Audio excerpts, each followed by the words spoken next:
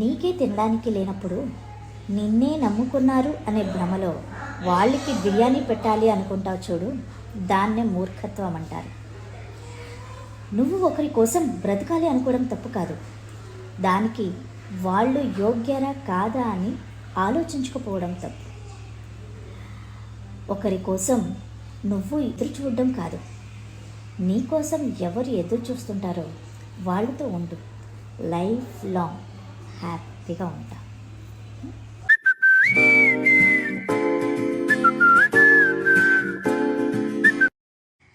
ఆకలితో ఉన్నప్పుడు దొరకని అన్నం, కష్టంలో ఉన్నప్పుడు చేయని సహాయం, బాధలో ఉన్నప్పుడు దొరకని స్నేహం, ఏడుస్తున్నప్పుడు లేని చేతులు, చనిపోయిన తర్వాత చూపించే ప్రేమ, ఇవంతా ఉన్న ఒకటే, లేకపోయినా ఒకటే కదా.